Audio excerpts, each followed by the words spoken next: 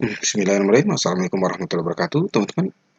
Kita kembali lagi di kelas konten informasi multimedia. Sebagai informasi sebelum pertengahan semester ini berakhir dan kita tutup dengan ujian tengah semester, kita akan masuk di fase ketiga, yaitu pembahasan mengenai live demokrasi. Juga sebagai informasi bahwa setengah semester berikutnya kita akan lebih fokus bagaimana mengintegrasikannya dia menjadi multimedia atau konteks multimedianya gitu ya. Setelah kita mendalami atau menelaah tiga fase, yaitu lifestyle, life story, dan life demokrasi. Oke.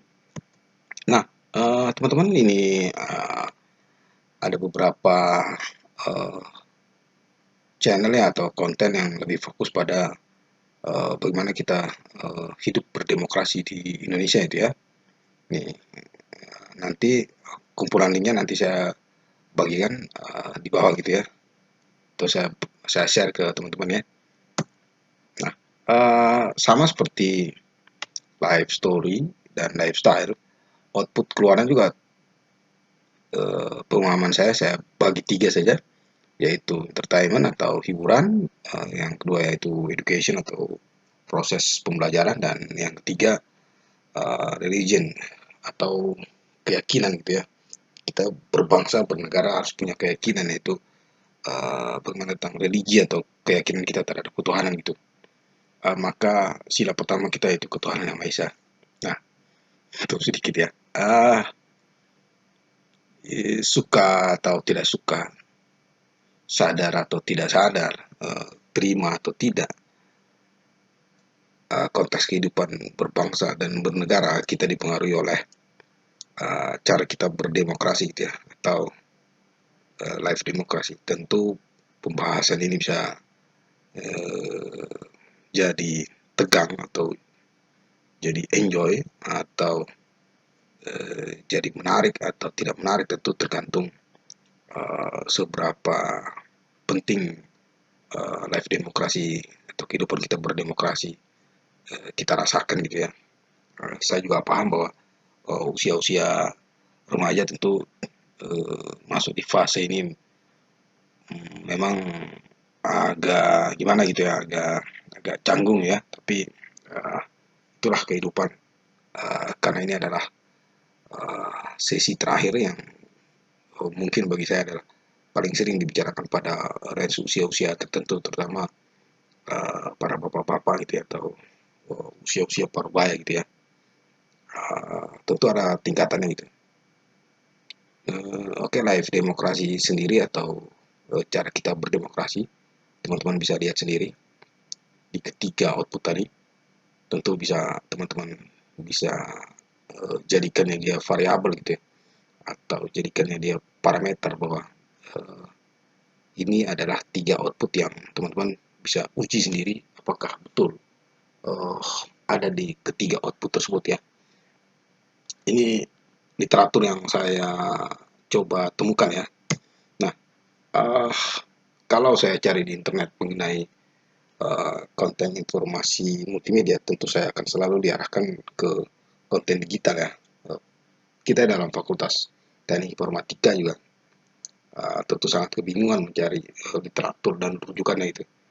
Uh, Konteksnya pasti larinya ke situ kalau cerita konteks live uh, atau konten informasi multimedianya. Sedangkan begitu kita ketik multimedia tentu akan masuk di teks, gambar, uh, suara, bagaimana mengkritnya tersebut menjadi tontonan yang menarik dan seterusnya gitu ya. Oke.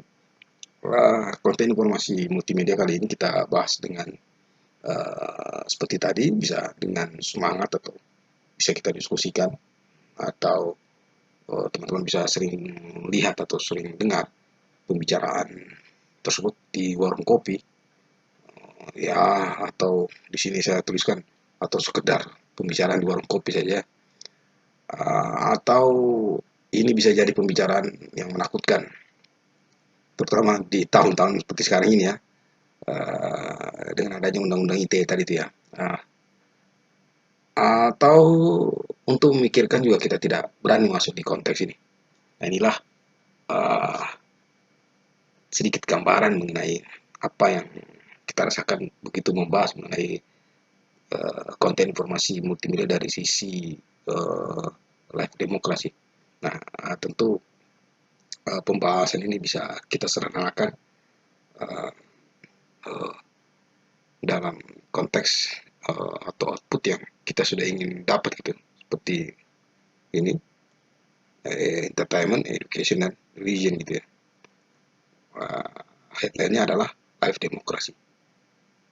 Mudah-mudahan teman-teman bisa paham gitu ya. Sorry ini agak grogi bahasnya karena lama juga baru bisa buat ini. Nanti kita lihat bukti-bukti konkret bagaimana bisnis konten informasi ini dari sisi live demokrasinya ternyata mempunyai market share ya. Pada saat saya coba untuk mencari literatur atau rujukan yang lebih jauh mengenai live demokrasi, saya diarahkan kepada bagaimana kita menoleh ke belakang, yaitu melihat demokrasi dari para pemikir-pemikir terdahulu atau filosof Yunani kuno, di mana peradaban dunia mulai mengenal atau istilah uh, dan metode cara berdemokrasi itu lahir gitu ya. Nah, ada beberapa nama setidaknya yang saya dapat gitu. Dari ketiga nama yang saya coba dapat itu adalah Socrates, Plato, dan Aristoteles gitu. Ini adalah bapaknya peradaban gitu ya, atau para pemikir di zamannya gitu yang mungkin sampai sekarang juga masih jadi rujukan gitu ya. Socrates adalah guru dari Plato gitu ya, dan Plato mempunyai murid yang terkenal dengan nama Aristoteles. Aristoteles tentu kita tahu penemuan-penemuannya bukan cuma hanya bagaimana peradaban dan berdemokrasi, tapi juga dari sisi sains bahkan kedokteran gitu ya, fisika, matematika, dan seterusnya gitu. Uh, Ketiga nama ini tentu sudah dicatat menjadi sejarah gitu ya. Uh, atau dari mana datangnya peradaban demokrasi ini ya. Mungkin bahasa lebih jauhnya lagi yaitu cara mendapatkannya saya dengan metode epistemologi gitu ya. Bagaimana cara mendapatkan informasi tersebut.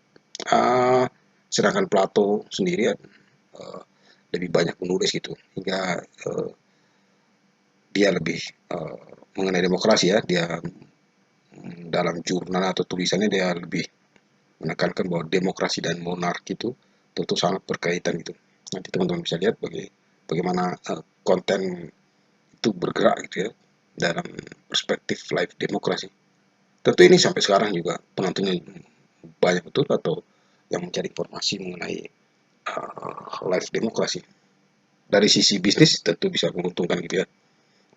Oke, okay. Demokrasi menurut uh, Socrates bukan intuisi acak gitu, tapi dia juga mempunyai sistematika.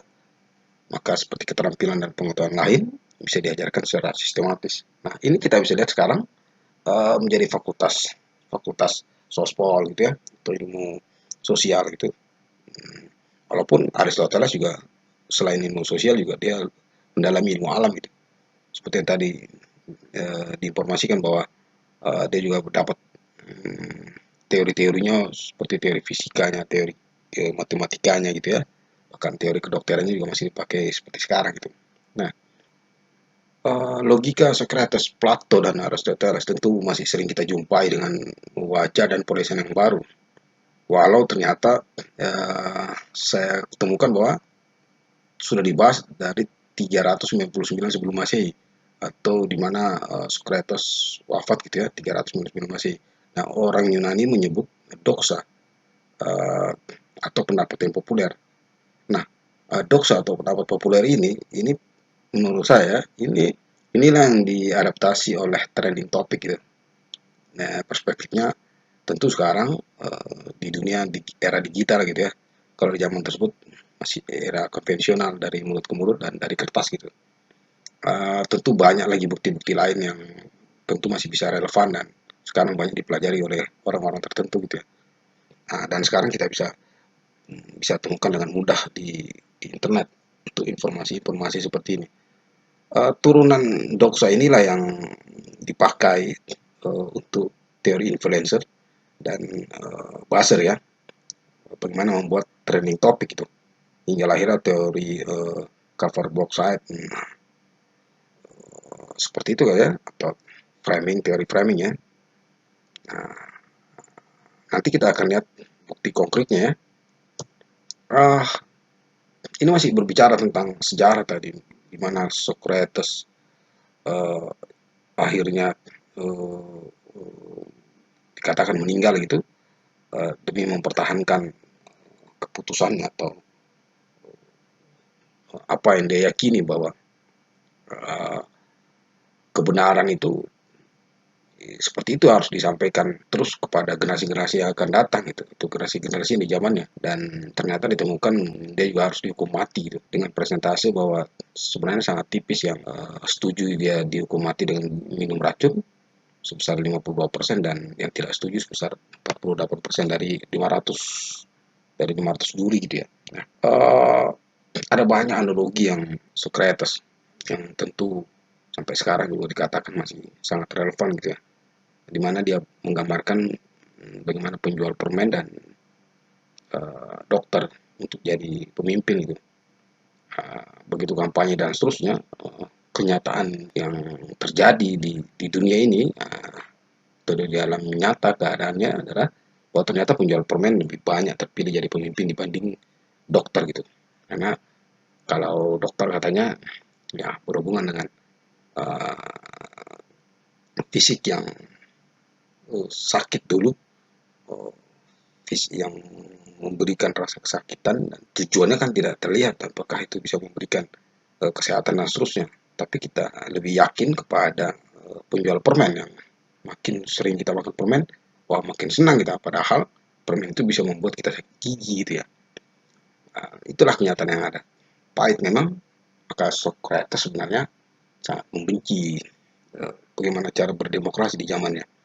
Dan dia terus berbicara atau ngoceh tentang bagaimana life demokrasi. Nah, itu di zamannya gitu ya. Nah, konteks ini tentu eh, agak berbeda dengan kita. Konteks domain kita di teknologi informasi ini bagaimana menjadikannya dalam perspektif nanti multimedia gitu ya. Nah, domain kita ini nanti eh, bisa jadi menarik, bisa ini saya ulang lagi bisa menakutkan ya. Maka tentu kita sebagai mahasiswa atau sebagai pelajar melihat fenomena ini melalui dari sisi akademisinya dan jangan sampai melampaui regulasi gitu ya, atau menabrak undang-undang ITE gitu ya atau KPI gitu. Nah ini literatur atau pemahaman saya semoga bisa ditangkap sama teman-teman walaupun pembahasan saya mungkin kali ini agak patah-patah gitu ya. Sorry ini agak serius banget ya. Nah, uh, konteks live demokrasi tentu harus dikemas secara kreatif ya. Teman-teman bisa dengan mudah mendapatkan di media mainstream dan media sosial. Media mainstream itu termasuk televisi ya, media cetak, ya media cetak koran, koplah gitu ya, media sosial seperti sekarang. Teman-teman bisa melihat sendiri bahwa Instagram, YouTube itu sudah menjadi media sosial yang sangat besar ya. Bahkan WhatsApp kita jumpai dengan mudah gitu bagaimana para konten kreator yang fokus dengan live demokrasi, yang lebih fokus pada live demokrasi ya.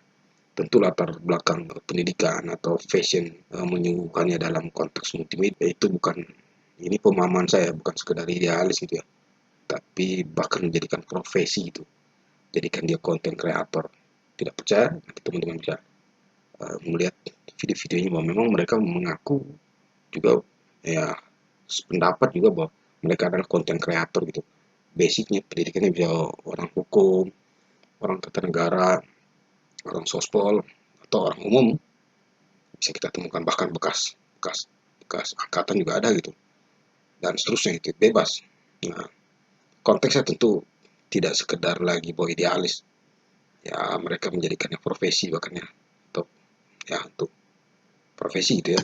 Nah, uh, tentu saja area digital seperti sekarang ini bagaimana makin maraknya tentu menjadi kabar gembira bagi bagi kita ya, atau bagi teman-teman dan saya yang dalam rumpun ilmu komputer gitu ya. Ini kurang lengkap komputernya, uh, makin terbuka lebar, paling tidak kita bisa menghandle tools atau hardware dan software yang digunakan sang kreator gitu ya. Ya paling tidak orang di belakang layar gitu ya. Karena live demokrasi sendiri dalam konten atau pesan yang disampaikan juga paling tidak pemahaman kita seperti saya ulang lagi harus mempunyai 3 output: education, entertainment, dan religi tadi. Jadi teman-teman sekarang sudah bisa dapat gambaran bagaimana mengcreate konten ketiga fase ini ke dalam konteks multimedia ya, dalam suara, gambar, animasi, dan teks gitu. Seperti sekarang kan teman-teman tidak melihat wajah saya, tetapi teman-teman bisa mempunyai atau melihat gambar yang ada, berarti masuklah dia konteks di multimedia gitu ya. Belum TikTok ya, belum saling TikTok itu. Nah itu bahasa TikTok. Jadi konten live demokrasi harus jelas mempunyai argumen yang jelas, yang kuat gitu ya, dengan ketiga output dari di atas.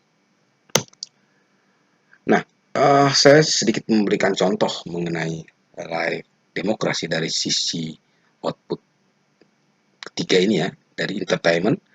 Paling tidak dia bisa memberikan perspektif hiburan bahwa berdemokrasi dalam kehidupan dapat dimulai dari kehidupan dan atau lingkungan di sekitar kita gitu. Bagaimana teman-teman bisa melihat sendiri bermasyarakat gitu, bersosial dengan tetangga-tetangga kita, dengan keluarga kita, uh, cara kita berhubungan dan seterusnya itu dalam perspektif demokrasi atau saling meningkatkan kualitas kehidupan gitu dengan saling berbagi dan saling peduli itu ya. Education ini memberikan pengetahuan atau perspektif pengetahuan gitu ya, bahwa berdemokrasi dalam ragam literasi sesuai dengan regulasi yang telah ada dan disepakati. Jadi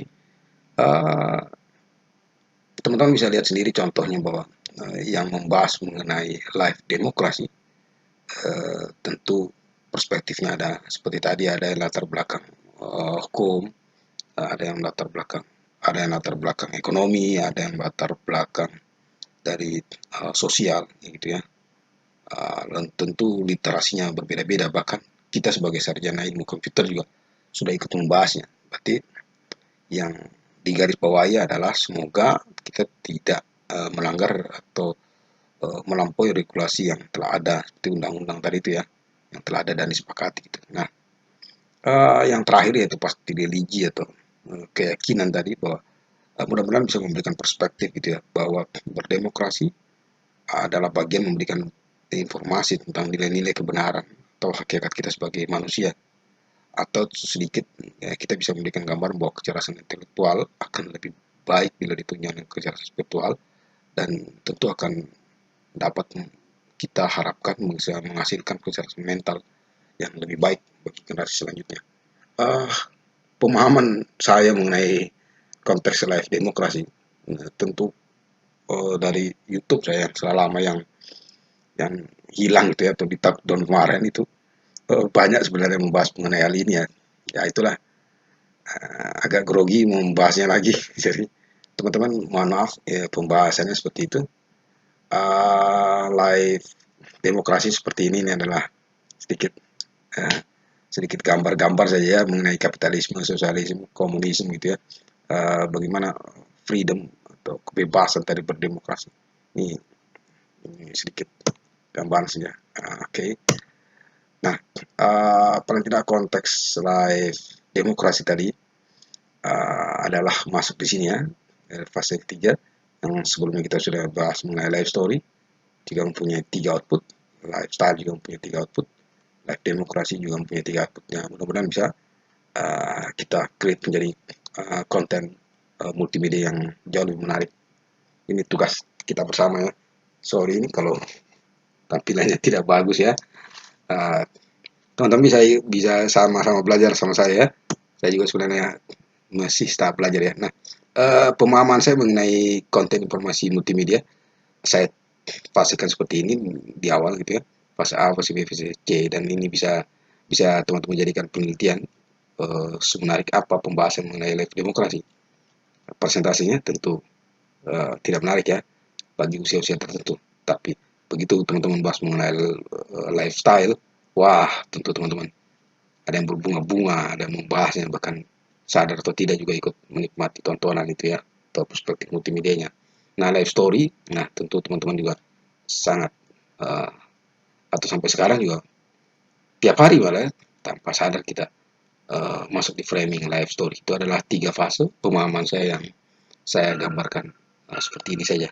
Mohon maaf kalau kita ada perbedaan pendapat mungkin dari teman-teman yang lain atau dari guru yang lain gitu ya. Ya ini literaturnya juga saya coba sederhanakan saja ya. Nah, terima kasih teman-teman telah mengikuti video sederhana ini mengenai live demokrasi. Nah, untuk tugas UTS nanti teman-teman bisa baca di Google Classroom. Saya akan sertakan apa-apa saja yang teman-teman harus buat karena tidak etis saya memberikan informasinya di sini. Nah, itu adalah sedikit gambaran mengenai literatur yang saya coba temukan gitu ya. Nah, teman-teman di sini ada sedikit gambar konteks live demokrasi tadi dan saya coba tabulasikan gitu ya walaupun masih kasar gitu. Teman-teman bisa lihat bahwa ini sebenarnya sudah dari tahun lalu saya dapat ya. Jadi saya coba ambil dari tahun lalu bahwa ini Refli Harun saya kategorikan dia masuk di live demokrasi. Ini di saya coba screenshot dari tanggal 15 bulan 5 tahun 2020 tahun lalu di 1 tahun yang lalu ya. Tidak sampai kali ini belum bulan 5 ini baru bulan 4 ya. Nah, subscribe-nya masih 112.000 yang nonton masih 5 juta. Ini baru juga sebenarnya ini. Karena kalau tidak salah ini baru beberapa bulan dia buat ya. Gara-gara katanya sih gara-gara corona juga. Jadi dia harus bikin gitu ya. Coba kita lihat ya sekarang. Sekarang tanggal 21 bulan 4 tahun 2021. Oke, sekarang kita lihat. Kita akan buktikan teman-teman bagaimana konteks live demokrasi tadi bisa memberikan profit gitu ya. Nah, sekarang teman-teman bisa lihat berapakah subscribe-nya? 1,3 juta guys. 1,3 juta guys. Ini mohon maaf nih channel YouTube saya hilang itu ya. Jadi, saya bikin channel baru kasihan. Nah ini lihat ya 1,3 juta. Kita kurang lebih setahun. Ini berapa? Teman-teman bisa lihat sendiri. Kira-kira serius nggak Revial? Pasti serius. Karena ini berbasis profit gitu ya. Sekaligus dia bisa jadi religi atau bisa mengedukasi juga tentunya. Jadi sekali mendayung 3 pulau terlampaui itu. Nah, sudah berapa nih tonton?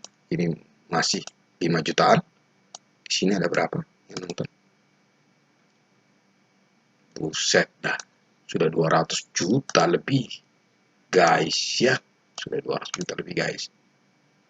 Oke, sekarang kita masuk di Rocky Gerung. Ini kalau tidak salah, ini sebenarnya dia cepat banget meningkat ini ditonton sudah 11 juta. Tapi kalau tidak salah informasinya dia sudah dihack juga ini atau di take down gitu. Nah, coba kita lihat ini channel beliau Rocky Gerung ini 200 subscribe. Ini kalau tidak salah dia sudah channel baru ini. Jadi sudah tidak bisa jadi di ah 8.000 subscribe geng. Dia hilang ya. Jadi kita hilang dia. Uh, berapa? Bisa dilihat kan 74 juta. Di sini berapa? 11 juta. Ini betul-betul fenomenal Abang Rocky ya. Nah, sekarang kita lihat di Najwa Shihab di tahun lalu bulan 5 tadi subscribe-nya 4,79 juta subscribe.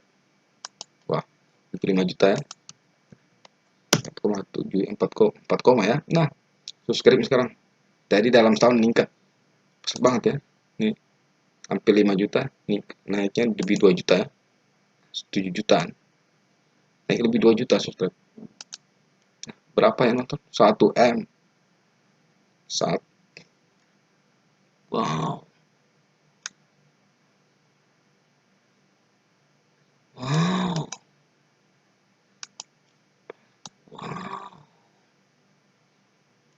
saya lupa cari, tekan nih 1 M sudah. Wow, sudah. Gimana dengan macan idealis? Wow, gimana teman-teman? Teman-teman bisa tertarik mendalami konten live demokrasi ini? Kalian lihat ya. Dan lagi ini macan idealis 9.000 belum sampai sejuta ya. Jauh ini ya. Sini naik. Wah, naiknya 3.000 aja ya. Wah, 84 juta sudah nonton ya. Wow, 84 juta yang tonton. Wow, naiknya tontonan yang gila ya. Ini juga jauh ya, 136. Nah, ini cukup banyak ya. Ini fase live demokrasi ya. Nah, bagaimana upil gajah? Ternyata ada juga pakai upil gajah. Oh, lebih enak ya kalau kita santai gini terangkannya ya. Upil gajah. 4.468.000. Di sini berapa? Wah, saya lupa. 2 juta tontonan ya, 2 juta kali tontonan di sini. Wow, 33 juta ya, jauh sekali tingkatnya. Wow, 3. Baru 1 tahun, upil gajah. Namanya juga upil ya. Kalian bikin channel yang aneh-aneh aja sudah. Upil semut. Nah, ini upil gajah. 2 juta. 2 juta sekian ya, 2,2. Sekarang sudah 33 juta. Naiknya berapa? Wah, 30-an juta ya. Naiknya. Berarti banyak videonya nih, geng. Wow, wow, banyak ya. Wow, upil gajah ini ya. Itu ini subhanallah ya, itu tentu. Nah, ini lifestyle tentu tidak tidak cocok konteksnya kalau kita bahas sekarang, tapi teman-teman bisa menjadikannya sebagai mungkin bahan bahan bacaan atau literatur teman-teman ya, atau sedikit semangat bahwa ternyata mentabulasikan data-data sederhana ini bisa menimbulkan semangat kita untuk bahwa bisnis konten informasi tentu menjanjikan gitu ya. Oke teman-teman, di sini juga ada banyak ya. Nanti teman-teman nonton saya ini ada Religious Education. Oke, nanti rangkuman ini saya sertakan saja di Google Classroom. Teman-teman bisa menjadikannya. Siapa tahu teman-teman nanti ada yang tertarik membuat penelitian akhir mengenai konteks konten informasi multimedia itu. Siapa tahu teman-teman ada yang tertarik mendalami konten informasi multimedia dari ragam perspektif milenial seperti teman-teman ya. Saya rasa itu saja. Mohon maaf ada beberapa kata-kata saya yang kurang tepat gitu. Nah, kalau saya serius biasanya agak grogi gitu pembahasannya. Wah, Ibu Najwa. Wah, Om Grong. Ya teman-teman, kalau ada kata-kata yang tidak tepat dan tidak sempurna, saya mohon maaf. Sekali lagi saya informasikan bahwa untuk UTS nanti saya sertakan di Google Classroom. Teman-teman bisa tengok-tengok saja di Google Classroom kalian. Nanti saya sertakan soalnya gitu ya. Karena tidak etis, sekali lagi tidak etis saya menginformasikannya di sini gitu.